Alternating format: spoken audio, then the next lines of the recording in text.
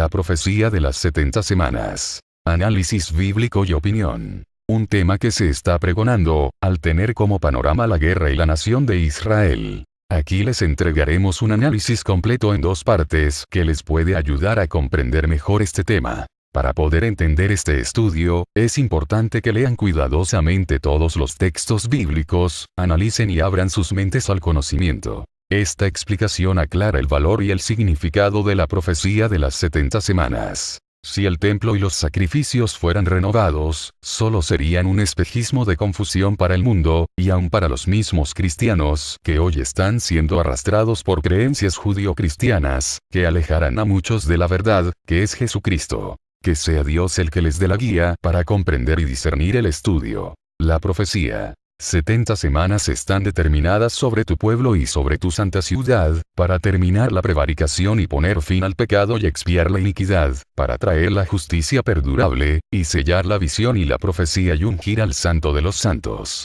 Sabe pues, y entiende, que desde la salida de la orden para restaurar y edificar a Jerusalén hasta el Mesías príncipe, habrá 7 semanas y 72 semanas. Se volverá a edificar la plaza y el muro en tiempos angustiosos. Y después de las 72 semanas se quitará la vida al Mesías, mas no por sí. Y el pueblo de un príncipe que ha de venir destruirá la ciudad y el santuario. Su fin será con inundación, y hasta el fin de la guerra durarán las devastaciones. Y por otra semana confirmará el pacto con muchos. A la mitad de la semana hará cesar el sacrificio y la ofrenda.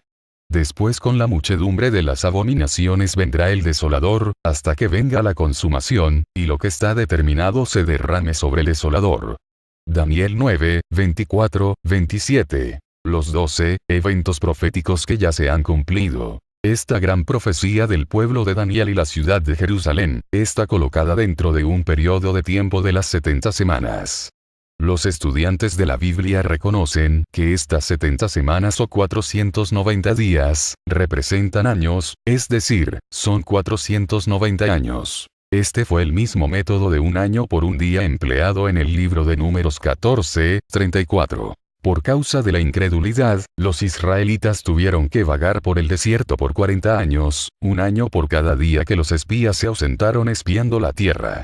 La misma escala fue empleada en Ezequiel 4, 4, 6. Día por año te lo he dado. Aunque casi todos los cristianos creen que las 7 semanas, y 62 semanas, es decir las 69 semanas, 483 años, se cuentan hasta el tiempo del Mesías, en lo que se refiere a la semana final de la profecía, las 70 semanas, hay dos interpretaciones completamente diferentes, la interpretación futurista y la interpretación cumplida. Según la interpretación futurista hay una brecha inmensa de aproximadamente 2000 años que separa la semana 70 de las otras 69. La interpretación cumplida dice que no hay separación entre la semana 69 y la 70, que la semana 70 le sigue a la 69 en orden lógico. La interpretación futurista dice que la semana 70 se refiere al anticristo que hará un pacto con los judíos. Este pacto le permitirá ofrecer sacrificios en un templo reedificado en Jerusalén por 7 años, pero después de 3 años y medio, el anticristo quebrantará el pacto y hará cesar los sacrificios. La interpretación cumplida por otra parte, dice que la semana 70 se refiere a Cristo y dice que los sacrificios cesaron en el Calvario cuando Cristo se convirtió en el sacrificio perfecto y final para todos nuestros pecados. ¿Cuán grandes son las diferencias entre ambas interpretaciones? Una dice que la semana 70 es futura. La otra dice que se cumplió. Una dice que existe una gran separación entre la semana 69 y la 70. La otra dice que no existe ninguna separación. Una dice que la semana 70 pertenece al anticristo, la otra a Jesucristo. En vista de estas diferencias tan opuestas, no queda ningún remedio excepto que una de las dos está equivocada. Nosotros creemos que la interpretación cumplida es la enseñanza correcta, que las 69 semanas son hasta el Mesías, que a la mitad de la semana 70, después de 3 años y medio de ministerio, Él murió, que este sacrificio, por ser perfecto, acabó con los otros sacrificios en el plan de Dios. Observemos ahora detalladamente todas las partes básicas de la profecía de las 70 semanas y cómo éstas fueron cumplidas. 1. Jerusalén habría de ser restaurada. Ya hemos visto cómo las escrituras explican esto. 2. La plaza y el muro habrían de ser edificados en tiempos angustiosos. Hemos visto en el libro de Esdras algunas de las angustias que el pueblo confrontó en aquellos años de reedificación. 3. El santo habría de ser ungido. Creemos que esto se refiere a Jesucristo. Gabriel anunció a María, el santo ser que nacerá será llamado Hijo de Dios, Lucas 1:35, Pedro se refirió a él como el santo. Hechos 3:14, Juan se refirió a él como del santo, primera de Juan 2:20. Aún los demonios tenían que reconocerle como el santo de Dios. Marcos 1:24. Concerniente a Cristo, David dijo, ni permitirás que tu santo vea corrupción. Hechos 2:27, en Apocalipsis 3:7, se le llama el santo y los seres celestiales no cesan de decir, Santo, Santo, Santo ante el que era, y es y el que ha de venir, Apocalipsis 4:8. Desde que fue dada la orden de restaurar y edificar la ciudad de Jerusalén hasta que vino el Mesías, pasaron 483 años. Cuando este tiempo se cumplió, todos los que conocían esta profecía esperaban la aparición del Mesías, de Cristo. Así, cuando vino Juan bautizando, el pueblo estaba a la expectativa, todos preguntando en sus corazones si acaso Juan era el Cristo, Lucas 3:15. Claro que Juan les dijo que él no era el Cristo, sino el que le antecedía. Cuando apareció Jesús, Juan exclamó, «He aquí el Cordero de Dios». El momento había llegado en que Jesús fuese manifestado a Israel, Juan 1:29-31. Jesús fue bautizado, y cuando oró fueron abiertos los cielos. Y el Espíritu Santo descendió en forma de paloma sobre él, y una voz del cielo, que decía, «Este es mi Hijo amado, en quien tengo complacencia», Lucas 3:21-22. Jesús se manifestó en Israel a tiempo. De esta manera, Jesús dijo acerca de la profecía sincronizada de Daniel, «El tiempo se ha cumplido». Marcos 1:15, y como el Mesías, el Cristo, el ungido que era, comenzó a predicar el Evangelio. Cuando entró en la sinagoga de Nazaret, anunció, «El Espíritu del Señor está sobre mí, por cuanto me ha ungido». Lucas 4:18-22. En Hechos 4:27 se menciona a Jesús como el santo que el Señor ha ungido. Y Pedro mencionó que Dios ungió con Espíritu Santo, y como éste anduvo haciendo bienes y sanando a todos los oprimidos por el diablo. Hechos 10:38. La profecía de Daniel nos revela que aquel periodo de tiempo, hasta la venida del Mesías, era de 69 semanas, 483 años. Esto fue calculado hasta el tiempo en que Jesús fue bautizado y ungido para comenzar su ministerio como Mesías, Cristo, ungido. 4. El Mesías habría de ser quitado del mundo. Las 69 semanas, 7 más 62, se cuentan hasta la venida del Mesías, y después de las 69 semanas será quitado el Mesías.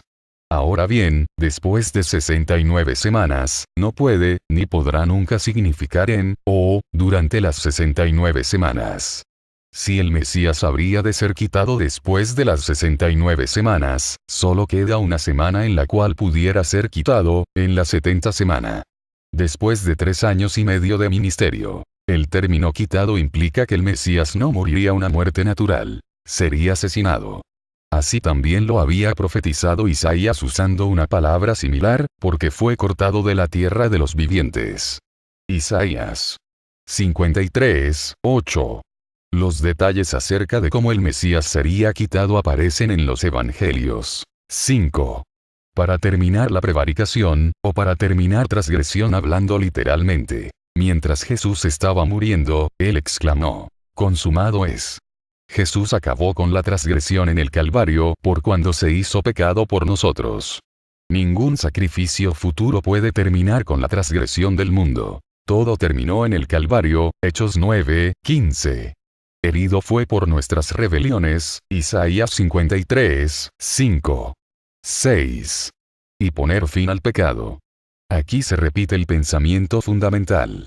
Si comprendemos la importancia tan gloriosa que tiene lo que Jesús hizo en el Calvario, entonces sabemos que Él verdaderamente puso fin al pecado en aquel lugar. Jesús, que vino a salvar su pueblo de sus pecados, realizó esto cuando quitó el pecado por el sacrificio de sí mismo. Mateo 1:21, Hebreos 9:26, porque la sangre de los toros y de los machos cabríos no puede quitar los pecados, pero Cristo, habiendo ofrecido una vez para siempre un solo sacrificio por los pecados, hizo perfectos para siempre a los santificados, y sus pecados, nunca más me acordaré. Hebreos 10:4-17. El sistema antiguo de sacrificios no podía terminar con el pecado, pero Cristo, por su propio sacrificio, acabó con todos los pecados, tal como la profecía lo dijo. Juan lo anunció como el Cordero de Dios, que quita el pecado del mundo. Juan 1:29. Cristo murió por nuestros pecados, 1 Corintios 15:3. Quien llevó él mismo nuestros pecados en su cuerpo sobre el madero, 1 Pedro 2:24. Y padeció una sola vez por los pecados, 1 Pedro 3:18. Él apareció para quitar nuestros pecados, 1 Juan 3:5. Este fin al pecado fue realizado en el Calvario. Por supuesto, todo esto no significa que en ese mismo instante los hombres dejaron de pecar. No fue así. Pero lo que significa es que en el Calvario se hizo el sacrificio eterno por el pecado, para que uno y todos, pasados, presentes y futuros, sean perdonados, porque la muerte del Señor, hace 2000 años, puso fin al pecado. 7. Y expiar la iniquidad. La palabra iniquidad aquí usada es la misma palabra que se usa con tanta frecuencia en el libro de Levítico, donde quiere decir para reconciliar. Esto también formaba parte de la obra redentora del Señor. La reconciliación es seguramente una realidad presente. Por medio del Calvario, Jesús, misericordioso y fiel sumo sacerdote, se hizo semejante a sus hermanos para expiar los pecados del pueblo. Hebreos 1:17.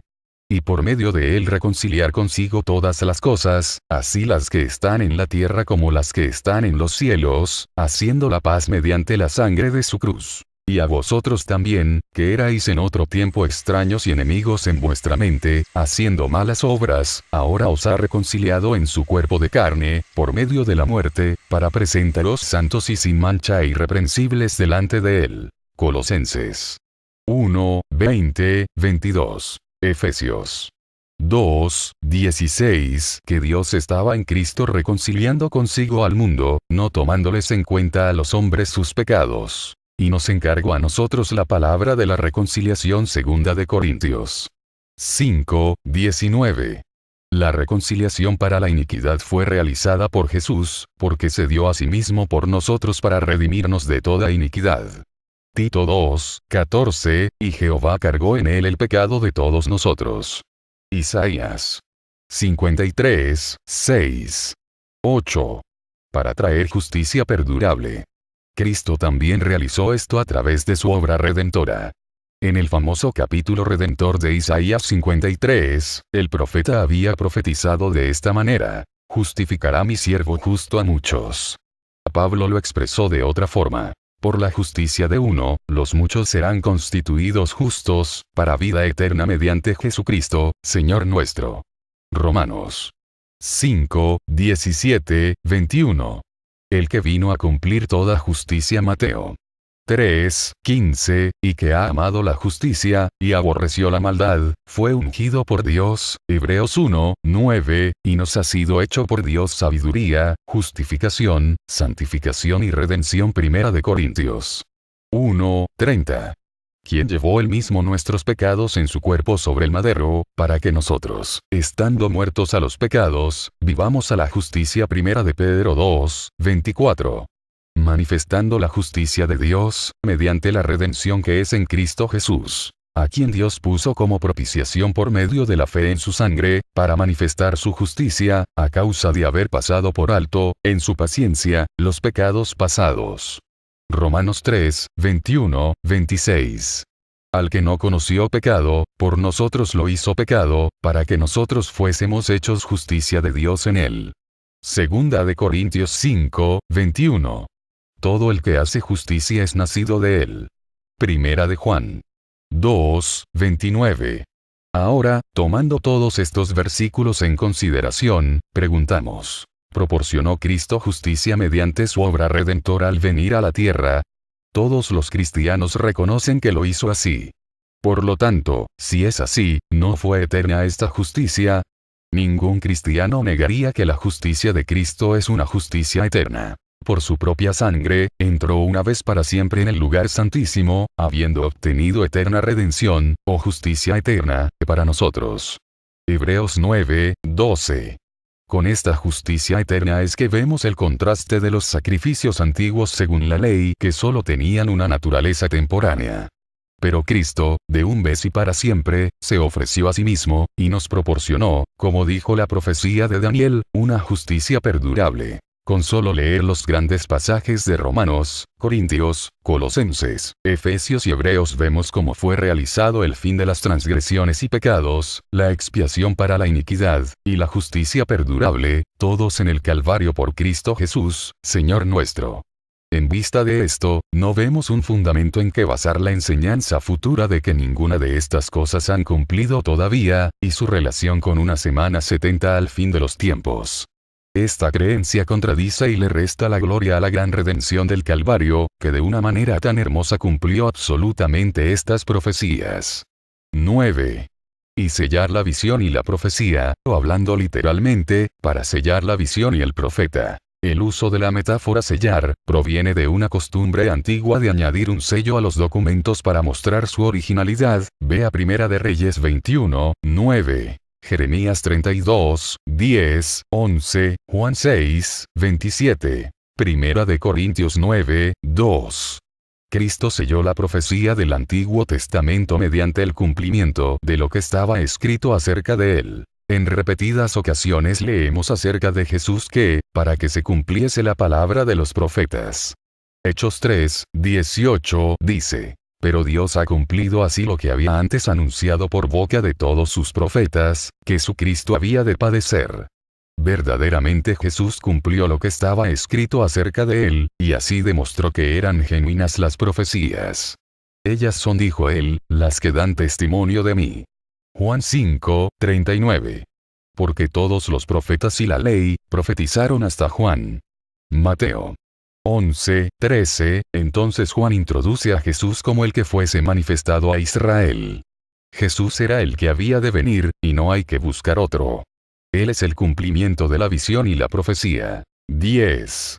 Confirmará el pacto. Cuando Jesús instituyó la Santa Cena, la cual es una representación de su sangre derramada para la expiación de los pecados, dijo así. Esta es mi sangre del nuevo pacto, testamento, que por muchos es derramada para remisión de los pecados.